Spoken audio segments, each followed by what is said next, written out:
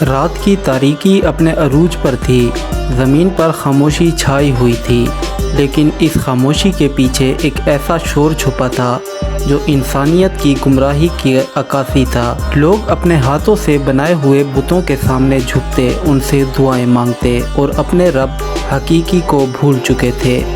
یہ وہ وقت تھا جب دنیا میں پہلی بار شرک نے جڑ پکڑی اور انسان سیدھی راہ سے بھٹکنے لگا، لیکن اسی اندھیرے میں ایک روشنی بھی پیدا ہونے والی تھی۔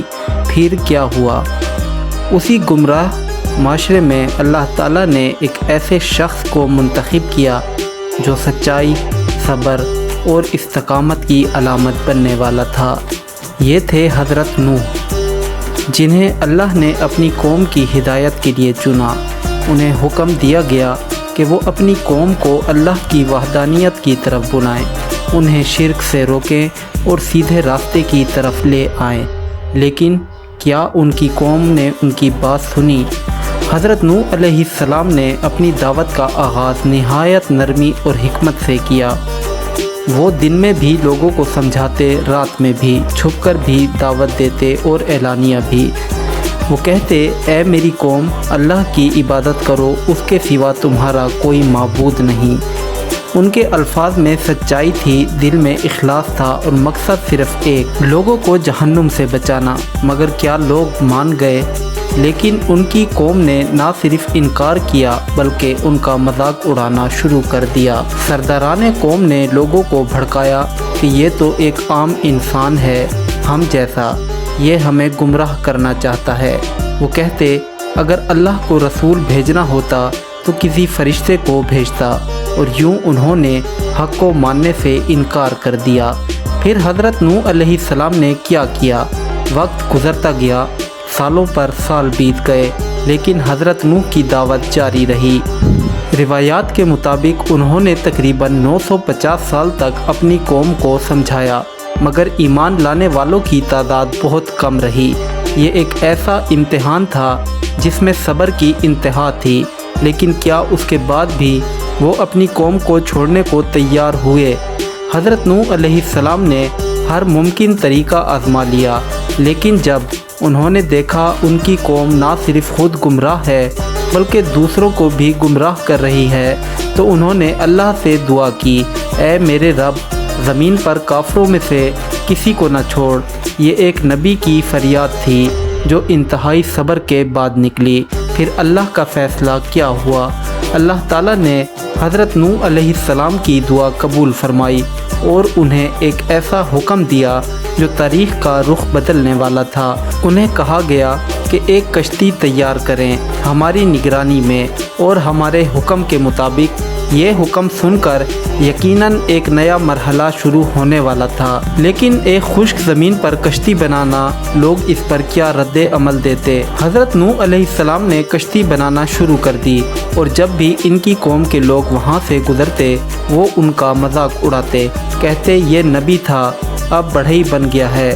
وہ ہنستے، طنز کرتے، لیکن حضرت نوح علیہ السلام اپنے کام میں لگے رہے، کیونکہ انہیں معلوم تھا کہ یہ اللہ کا حکم ہے۔ مگر آخر یہ کشتی کیوں بن رہی تھی؟ کشتی تیار ہو رہی تھی اور وقت اپنے ایک بڑے فیصلے کے قریب پہنچ رہا تھا۔ حضرت نوح علیہ السلام مسلسل اللہ کے حکم پر عمل کرتے رہے، بغیر اس بات کے پرواہ کے کہ لوگ کیا کہتے ہیں۔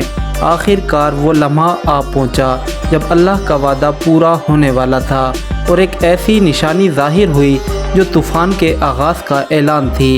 پھر کیا ہوا؟ اللہ تعالیٰ نے فرمایا کہ جب چولہے سے پانی ابلنے لگے تو سمجھ لو کہ ہمارا عذاب آ چکا ہے۔ اچانک وہ وقت آیا جب زمین ایک عام سے تنور سے پانی پھوٹنے لگا۔ یہ ایک غیر معمولی منظر تھا، زمین کے اندر سے پانی ابل رہا تھا، گویا زمین خود اپنے راز کھول رہی ہو۔ حضرت نوح علیہ السلام کو حکم دیا گیا کہ وہ ہر قسم کے جانوروں کا ایک ایک جوڑا اور ایمان لانے والوں کو کشتی میں سوار کر لیں۔ مومنوں کی تعداد بہت کم تھی، لیکن وہ سب اللہ پر یقین رکھتے تھے۔ جانوروں کے جوڑے کشتی میں جمع کیے گئے اور ایک نئی دنیا کی بنیاد رکھنے کا سامان مکمل ہونے لگا۔ لیکن کیا سب لوگ اس کشتی میں سوار ہو گئے؟ حضرت نوح علیہ السلام نے अपनी कौम को आखिरी बार पुकारा, उन्हें दावत दी कि वो कश्ती में आ जाए और अल्लाह के अज़ाब से बच जाए, मगर अक्सर लोगों ने इनकार कर दिया। वही तकब्बर, वही मजाक, जैसे कुछ हुआ ही ना हो। हत्ता कि हज़रत नूह अलैहिस्सलाम का अपना बेटा भी इनकार करने वालों में शामिल था।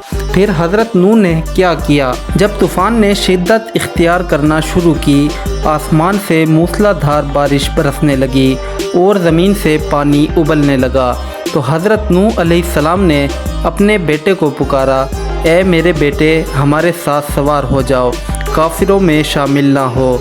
ये एक बाप के दिल से निकली हुई पुकार थी। उसने कहा, मैं किसी पहाड़ पर पनाह ले लूँगा जो मुझे पानी से बचा लेगा। ये गरूर और गलत यकीन का नतीजा था। हज़रत नूह ने कहा, आज अल्लाह के अज़ाब से कोई बचाने वाला नहीं सिवाय उसके जिस पर अल्लाह रहम करे। लेकिन इससे पहले कि वो मज़ीद कुछ कह पाते, एक ज़बरदस्त मौज आई और उन दोनों के दरमियान हाइल हो गई। कश्ती लहरों में चलने लगी जैसे पहाड़ के दरमियान सफ़र कर रही हो। पानी हर तरफ फैल चुका था, ज़मीन का कोई हिस्सा खुश्क ना रहा। वो लोग जो कल तक हंसते थे आज पानी में डूब रहे थे। ये अल्लाह का फ़ैसला था जो मुकम्मल हो रहा था।